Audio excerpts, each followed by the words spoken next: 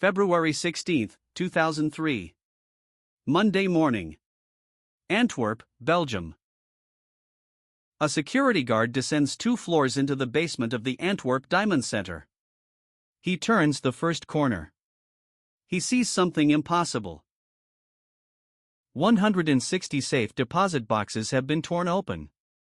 Diamonds, gold, jewelry, stock certificates, and cash lie scattered across the polished stone floor. The vault door, 10 overlapping security systems thick, has been peeled open from the inside. The loss exceeds $100 million. In later estimates, it may have been closer to $500 million. No one knows for certain. Most of the victims would never admit what they actually had inside. This is the largest diamond theft in history. It was committed by a small team of Italians who had spent 3 years planning it. They bypassed infrared sensors, magnetic seals, a combination lock, a key lock, a motion detector, a heat sensor, and a seismic alarm. 24 hours later they drove away. This is the story of the most ambitious theft ever attempted. The quiet Italian gentleman who planned it. The one mistake that nearly buried him. And the diamonds that are still missing somewhere on this planet, more than 20 years later. This is the Antwerp Diamond Heist. To understand what happened, you have to understand Antwerp. 80% of the world's rough diamonds pass through a 3-block neighborhood in this small Belgian city. Billions of dollars in gemstones change hands every single day, almost entirely on handshake agreements between merchants who have done business together for generations. The Diamond Center itself is a 14-story office tower at the heart of the district. The building contains the offices, workshops, and vaults of hundreds of diamond traders. 2 floors beneath the street sits the main private vault. That vault is supposed to be unbreakable. It is protected by an airlock of 2 steel doors, a 20-centimeter reinforced wall, infrared motion detectors, magnetic field sensors, a thermal imaging camera, a seismic sensor beneath the floor, and a 4-digit combination that rotates on a random schedule. To access the vault, you need a personal key, the daily combination, and your individual safe deposit box key. 2 people are supposed to be present at all times. The entire floor is monitored around the clock by a private security firm. On February 16, 2003, the vault was still sealed. The door was still locked. The security cameras were still recording. Nothing on the outside was different. But the inside had been emptied. The man behind it all was named Leonardo Notarbartolo. He was 48 years old. An Italian. Born in Palermo, Sicily. A lifelong professional thief. Notarbartolo had been stealing since he was a child. He once described himself as belonging to the school of Turin. An informal network of Italian thieves known for patience, precision, and avoiding violence. The school of Turin has one central rule. You do not use a gun. You do not break down a door. You study the building until the building itself shows you the way in. In 2000, Notarbartolo walked into the Antwerp Diamond Center wearing a tailored Italian suit. He rented a small office on one of the upper floors under a false company name. He said he was in the diamond import business. He produced fake references. No one checked them. For the next 3 years he worked out of that office. He attended trade events. He bought coffee in the building cafe. He charmed the receptionist.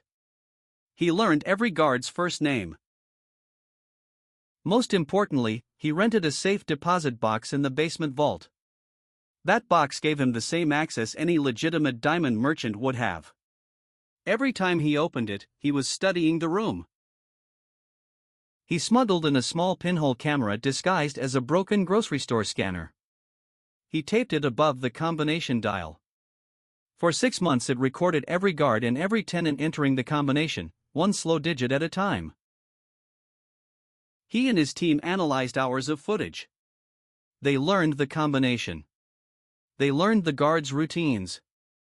They learned when the building was emptiest. And they learned something no one ever expected them to learn. The infrared motion detector had a blind spot. It was shaped like a narrow band just above the floor. If you crawled on your stomach beneath it, it would not see you. They also learned that the seismic sensor beneath the floor could be neutralized with a simple household hairdryer aimed at its thermal core from the correct angle. A $200 tool defeating $1 million alarm.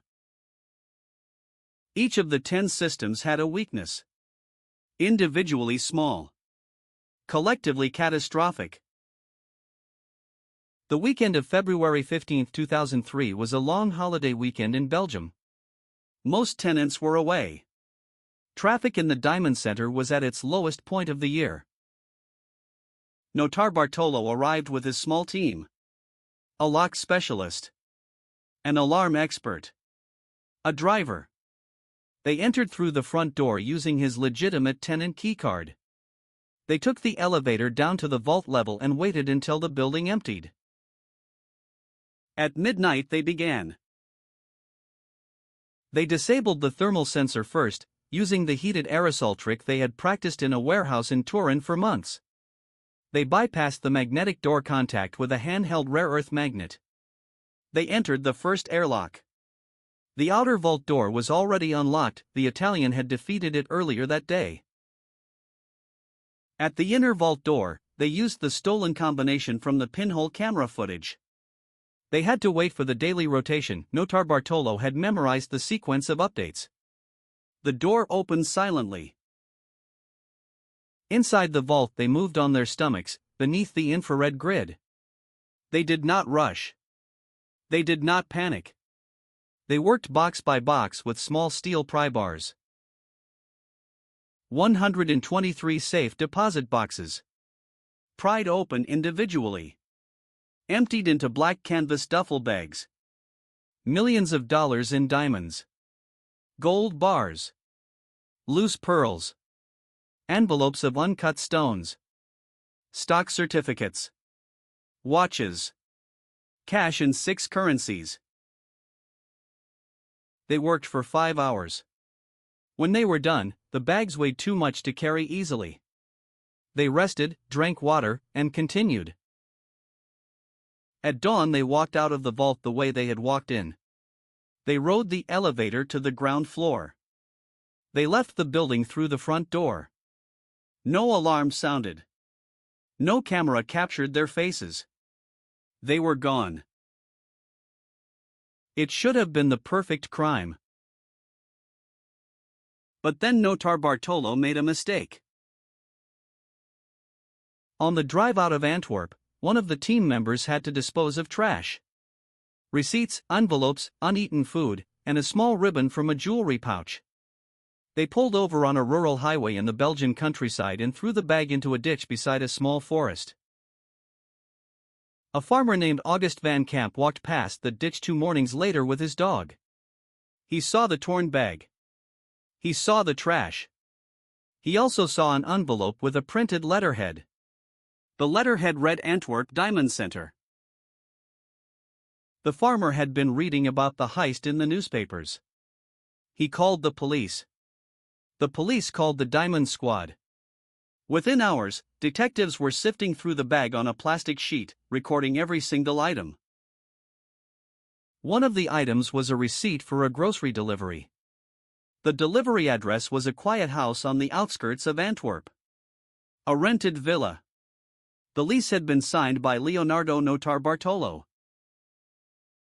By the time the Diamond Squad arrived at the villa, Notarbartolo was already gone. He had flown back to Italy. But his DNA was on every surface of the house. And inside the house investigators found something else. A small parchment envelope containing 17 loose diamonds. Worth about $500,000.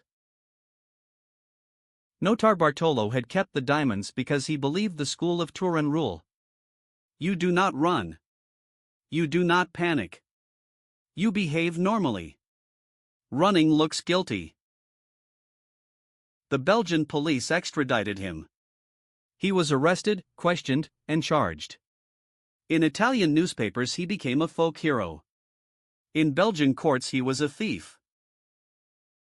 In 2005 he was convicted of the Antwerp heist. The court sentenced him to 10 years. His small team received shorter sentences. A fifth accomplice has never been identified. Notarbartolo was sent to a Belgian prison. In Italian custody years later, he gave a now famous interview to an American magazine. He claimed he had been framed. He claimed the heist had been staged by the insurance company and the diamond merchants themselves to collect fraudulent payouts. No one fully believed him. But no one fully disproved him either. The Antwerp diamond trade had long-standing insurance fraud concerns. Some of the boxes that were allegedly emptied were later reported to have contained items the owners could not legally explain. Taxes. Customs duties. Questions. That ambiguity is why the case became legend. Of the estimated $100 million in stolen goods, less than a quarter of the reported value was ever recovered. And that is only the reported value. The real sum stolen may have been 3 or 4 times higher. Most of the diamonds vanished. They were likely broken into smaller stones and reset into new jewelry. The diamond trade runs on generational trust. A stone with no paperwork can be absorbed into a legitimate supply chain within weeks if the right merchant is willing to look the other way. Some of the stones may now be mounted in engagement rings. Some may hang around the necks of strangers. Some may be sitting unmounted in safes on 3 different continents. No one can tell. That is the whole point of the trade. Notarbartolo was released from prison in 2009 on parole. He returned to Italy. He claimed he was broke. He lived quietly.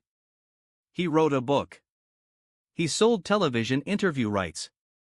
He was arrested again in 2013 on a separate jewel theft charge. He is alive today. He has never publicly revealed the location of the missing stones. He maintains, to this day, that the heist was partly an insurance setup. Most investigators believe that claim is itself his final deception. After the heist, the Antwerp Diamond Center rebuilt its vault from scratch. New systems. New layered redundancy. New protocols that cannot be defeated by a pinhole camera and a hairdryer. The heist also permanently changed the insurance industry. Policies on high-security private vaults were rewritten globally. Premiums doubled. Inventory disclosure rules tightened. Every diamond merchant on Earth now pays more for coverage because of one February weekend in Belgium. And the unknown fifth member of the team, the one whose DNA was never identified, whose face was never caught on camera, has never been found. Never charged. Never publicly named. Some investigators believe this fifth person was the true mastermind. Notarbartolo, the charming tenant, was the face. The fifth man was the architect. He walked away with most of the diamonds. He could be anyone. A quiet widower in Palermo. A businessman in Geneva. An elderly gentleman watching the sea in Monaco. A collector of old watches in Vienna. He might not even know that the statute of limitations expired years ago. Under Belgian law he could confess publicly today and walk free. But confessions require motive. And a man with $100 million in untraceable stones has nothing to gain from speaking. The greatest diamond heist in history was not pulled off by force. It was not pulled off by violence. It was pulled off by 3 years of quiet observation, by a broken grocery store scanner stuck to a wall, by a hairdryer aimed at a floor, and by a single trash bag tossed into the wrong ditch. And somewhere in the world, at this exact moment, $100 million in diamonds is still quietly circulating. Maybe in a safe. Maybe in an estate. Maybe on a finger. Nobody will ever know which. The Antwerp Diamond Heist. 10 security systems. 23 years cold. The perfect crime, almost. 60-second crime.